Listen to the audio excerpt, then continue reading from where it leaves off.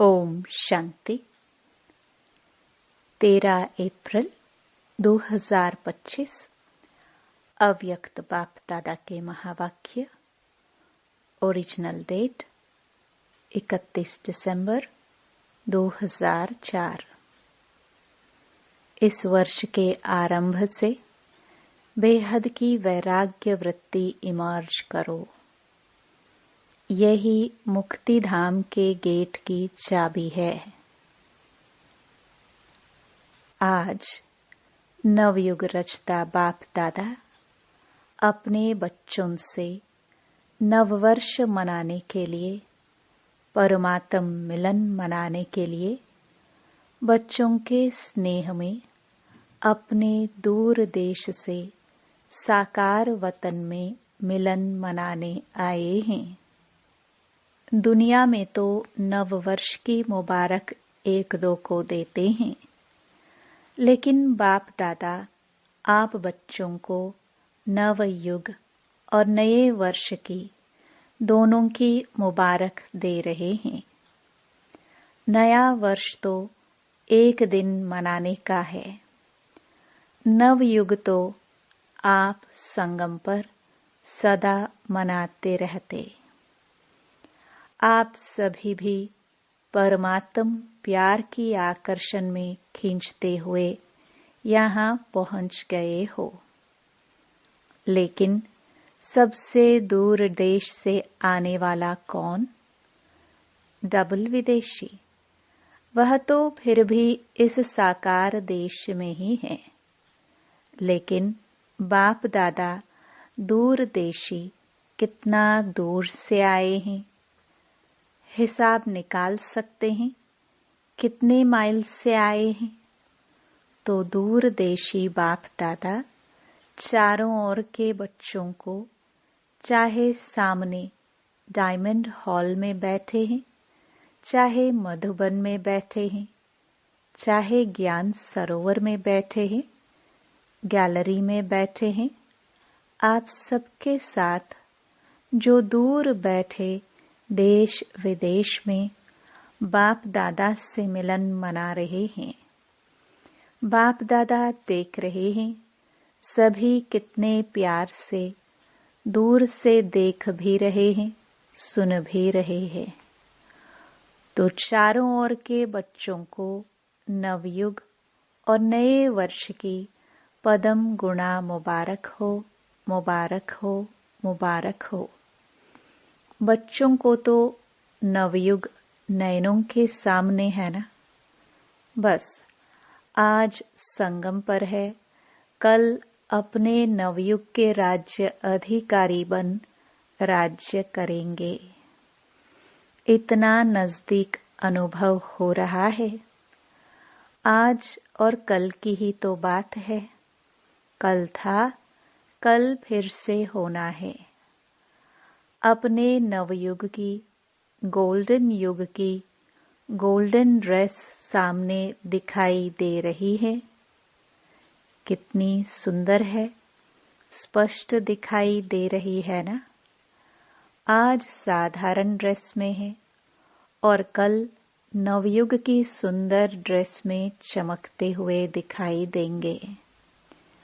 नव वर्ष में तो एक दिन के लिए एक दो को गिफ्ट देते हैं, लेकिन नवयुग रचता बाप दादा ने आप सबको गोल्डन वर्ल्ड की सौगात दी है, जो अनेक जन्म चलने वाली है। विनाशी सौगात नहीं है, अविनाशी सौगात बाप ने आप बच्चों को दे दी है। याद है ना? भूल तो नहीं गए हो ना? सेकंड में आ जा सकते हो। अभी अभी संगम पर, अभी अभी अपनी गोल्डन दुनिया में पहुंच जाते हो कि देरी लगती है? अपना राज्य स्मृति में आ जाता है ना। आज के दिन को विदाई का दिन कहा जाता है और 12 बजे के बाद बधाई का दिन कहा जाएगा। तो विदाई के दिन, वर्ष की विदाई के साथ साथ आप सबने वर्ष के साथ और किसको विदाई दी? चेक किया, सदा के लिए विदाई दी व थोड़े समय के लिए विदाई दी? बाप दादा ने पहले भी कहा है कि समय की रफ्तार तीव्र गति से जा रही है, तो सारे वर्ष की रिजल्ट में चेक किया कि क्या मेरे पुरुषार्थ की रफ्तार तीव्र रही या कब कैसे रही? दुनिया की हालतों को देखते हुए अब अपने विशेष 2 स्वरूप को इमर्ज करो। वह 2 स्वरूप हैं, एक सर्वप्रति रहमदिल और कल्याणकारी, और दूसरा हर आत्मा के प्रति सदा दाता के बच्चे, मास्टर दाता। विश्व की आत्माएं बिल्कुल शक्तिहीन, दुखी, अशांत चिल्ला रही हैं।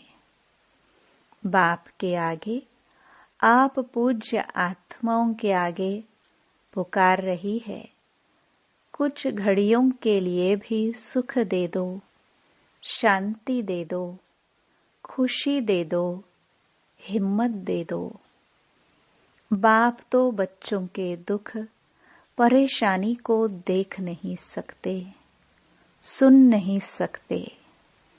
क्या आप सभी पूज्य आत्माओं को रहम नहीं आता?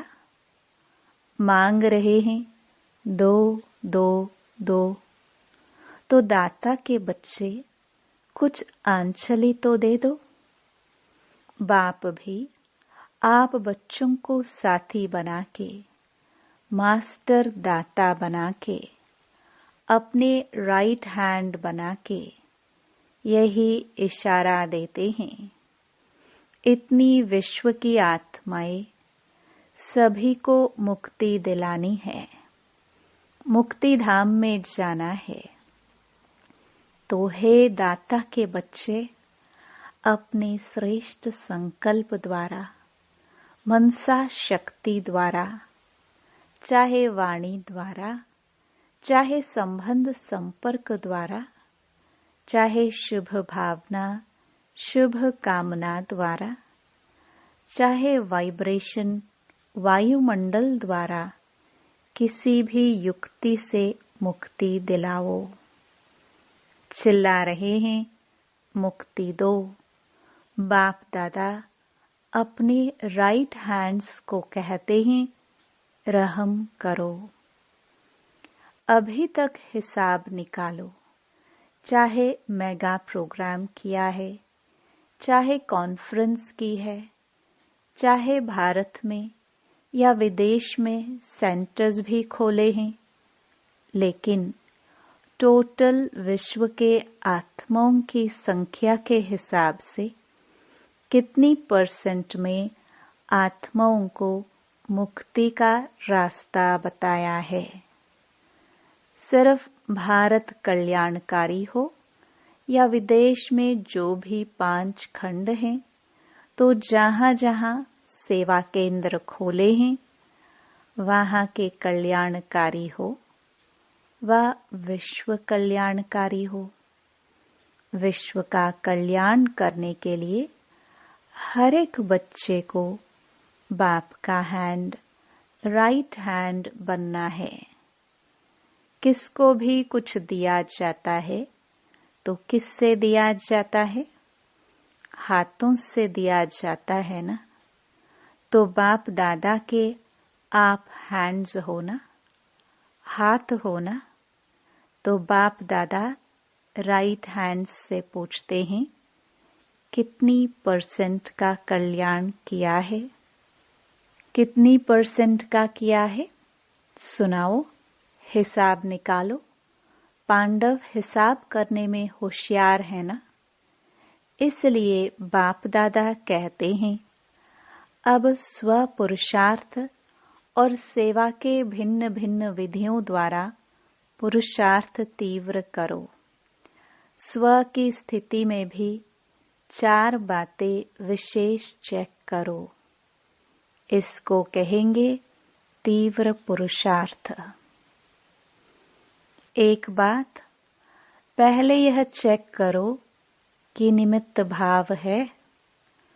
कोई भी रॉयल रूप का मैंपन तो नहीं है, मेरापन तो नहीं है। साधारण लोगों का मैं और मेरा भी साधारण है, मोटा है, लेकिन ब्राह्मण जीवन का मेरा और मैंपन सूक्ष्म और रॉयल है। उसकी भाषा मालूम है क्या है? यह तो होता ही है, यह तो चलता ही है, यह तो होना ही है। चल रहे हैं, देख रहे हैं, तो एक निमित्त भाव हर बात में निमित्त है। चाहे सेवा में, चाहे स्थिति में, चाहे संबंध संपर्क में, चेहरा और चलन निमित्त भाव का हो। और उसकी दूसरी विशेषता होगी निर्माण भाव। निमित्त और निर्माण भाव से निर्माण करना। तो 3 बात सुनी, निमित्त, निर्माण और निर्माण। और चौथी बात है निर्वाण। जब चाहे निर्वाण धाम में पहुंच जाए, निर्वाण स्थिति में स्थित हो जाए, क्योंकि स्वयं निर्वाण स्थिति में होंगे तब दूसरों को निर्वाण धाम में पहुंचा सकेंगे। अभी सभी मुक्ति चाहते हैं, छुड़ाओ छुड़ाओ चिल्ला रहे हैं। तो यह 4 बातें 80% में प्रैक्टिकल जीवन में होना, अर्थात तीव्र पुरुषार्थी। तब बाप दादा कहेंगे, वाह वाह बच्चे वाह। आप भी कहेंगे, वाह बाबा वाह। वाह ड्रामा वाह, वाह पुरुषार्थ वाह। लेकिन पता है अभी क्या करते हो? पता है, कभी वाह कहते हो, कभी वाई। क्यों कहते हो? वाह के बजाय वाई, और वाई हो जाता है हाय। तो वाई नहीं वाह। आपको भी क्या अच्छा लगता है? वाह अच्छा लगता है या वाई? क्या अच्छा लगता है? वाह। कभी वाई नहीं करते हो? गलती से आ जाता है। डबल फॉरेनर्स वाई वाई कहते हैं। कभी कभी कह देते हो। जो डबल फॉरेनर्स कभी भी वाई नहीं कहते, वह हाथ उठाओ। बहुत थोड़े हैं। अच्छा, भारतवासी जो वाह वाह के बजाय क्यों क्या कहते हैं, वह हाथ उठाओ। क्यों क्या कहते हो? किसने छुट्टी दी है आपको? संस्कारों ने। पुराने संस्कारों ने आपको वाई की छुट्टी दे दी है, और बाप कहते हैं वाह वाह कहो, वाई वाई नहीं। तो अभी नए वर्ष में क्या करेंगे? वाह वाह करेंगे या कभी कभी वाई कहने की छुट्टी दे दे? वाई अच्छा नहीं है। जैसे वाई पेट में गैस हो जाती है ना, तो खराब हो जाता है ना। तो वाई वाई यह नहीं करो। वाह वाह कितना अच्छा लगता है। हाँ बोलो, वाह वाह वाह। अच्छा, तो दूर देश में सुन रहे हैं, देख रहे हैं, भारत में भी विदेश में भी, उन बच्चों से भी पूछते हैं, वाह वाह करते हो या वाई वाई करते हो? अभी विदाई का दिन है ना। आज वर्ष के विदाई का लास्ट डे है, तो सभी संकल्प करो, वाई नहीं कहेंगे, सोचेंगे भी नहीं, क्वेश्चन मार्क नहीं, आश्चर्य की मात्रा नहीं, बिंदी। क्वेश्चन मार्क लिखो कितना टेढ़ा है और बिंदी कितनी सहज है। बस नैनों में बाप बिंदु को समा दो। जैसे नैनों में देखने की बिंदी समाई हुई है ना, ऐसे ही सदा नैनों में बिंदु बाप को संभालो। समाने आता है या फिट नहीं होती है, नीचे ऊपर हो जाती है, तो क्या करेंगे? विदाई किसको देंगे? वाई को। कभी भी आश्चर्य की निशानी भी नहीं आवे। यह कैसे? यह भी होता है क्या? होना तो नहीं चाहिए, क्यों होता है? क्वेश्चन मार्क नहीं, आश्चर्य की मात्रा भी नहीं, बस बाप और मैं। कई बच्चे कहते हैं यह तो चलता ही है ना। बाप दादा को बहुत रमणीक बातें रूह रिहान में कहते हैं, सामने तो कह नहीं सकते हैं ना, तो रूह रिहान में सब कुछ कह देते हैं। अच्छा, कुछ भी चलता है, लेकिन आपको चलना नहीं है, आपको उड़ना है। तो चलने की बातें क्यों देखते हो? उड़ो और उड़ाओ। शुभ भावना, शुभ कामना ऐसी शक्तिशाली है जो बीच में सिर्फ वाई नहीं आवे, सिवाय शुभ भावना शुभ कामना के, तो इतनी पावरफुल है जो किसी अशुभ भावना वाले को भी शुभ भावना में बदल सकते हो।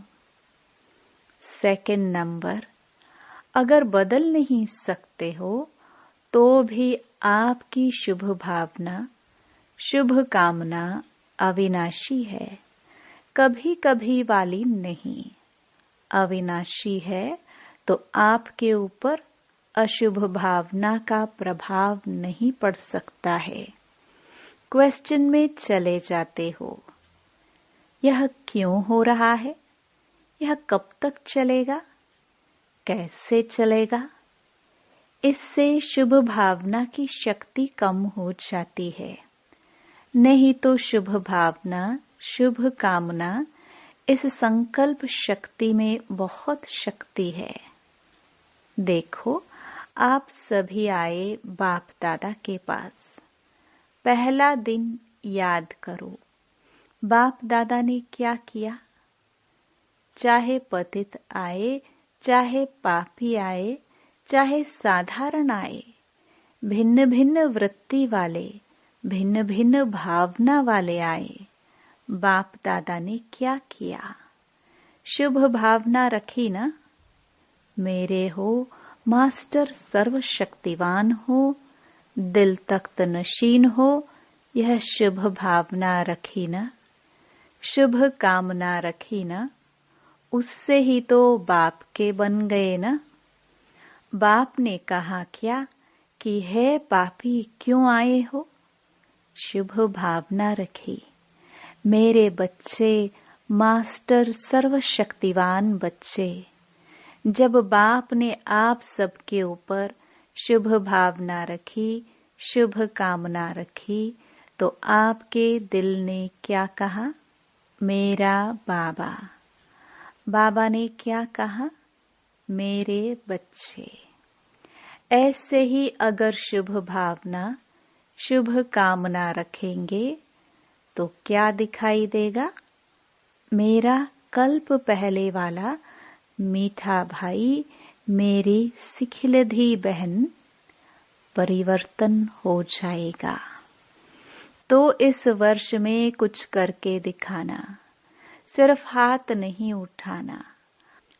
हाथ उठाना बहुत सहज है, मन का हाथ उठाना क्योंकि बहुत काम रहा हुआ है, बाप दादा तो नजर करते हैं, विश्व की आत्माओं के ऊपर तो बहुत तरस पड़ता है। अब प्रकृति भी तंग हो गई है। प्रकृति खुद तंग हो गई है तो क्या करे, आत्माओं को तंग कर रही है। और बाप बच्चों को देख के तरस में आ जाते हैं। आप सबको तरस नहीं आता, सिर्फ खबर सुनकर चुप हो जाते हो। बस इतनी आत्माएं चली गई, वो आत्माएं संदेश से तो वंचित रह गई। अभी तो दाता बनो, रहम दिल बनो। यह तब होगा, रहम तब आएगा, जब इस वर्ष के आरंभ से अपने में बेहद की वैराग्य वृत्ति इमर्ज करो। बेहद की वैराग्य वृत्ति, यह देह की देहभान की स्मृति, यह भी बेहद के वैराग्य की कमी है। छोटी छोटी हद की बातें स्थिति को डगमग करती हैं। कारण बेहद की वैराग्य वृत्ति कम है, लगाव है। वैराग्य नहीं है, लगाव है। जब बिल्कुल बेहद के वैरागी बन जाएंगे, वृत्ति में भी वैरागी, दृष्टि में भी बेहद के वैरागी, संबंध संपर्क में, सेवा में, सब में बेहद के वैरागी, तभी मुक्ति धाम का दरवाजा खुलेगा। अभी तो जो आत्माएं शरीर छोड़कर जा रही हैं, फिर जन्म लेंगी, फिर दुखी होंगी। अब मुक्ति धाम का गेट खोलने के निमित्त तो आप हो ना, ब्रह्मा बाप के साथी हो ना। तो बेहद की वैराग्य वृत्ति है गेट खोलने की चाबी। अभी चाबी नहीं लगी है, चाबी तैयार ही नहीं की है। ब्रह्मा बाप भी इंतजार कर रहा है, एडवांस पार्टी भी इंतजार कर रही है, प्रकृति भी इंतजार कर रही है। तंग हो गई है बहुत, माया भी अपने दिन गिनती कर रही है। अभी बोलो, हे मास्टर सर्वशक्तिमान, बोलो क्या करना है। इस वर्ष में कोई नवीनता तो करेंगे ना। नए वर्ष कहते हैं तो नवीनता तो करेंगे ना। अभी बेहद के वैराग्य की, मुक्ति धाम जाने की चाबी तैयार करो। आप सभी को भी तो पहले मुक्ति धाम में जाना है ना। ब्रह्मा बाप से वायदा किया है, साथ चलेंगे, साथ आएंगे, साथ में राज्य करेंगे, साथ में भक्ति करेंगे। तो अभी तैयारी करो। इस वर्ष में करेंगे कि दूसरा वर्ष चाहिए।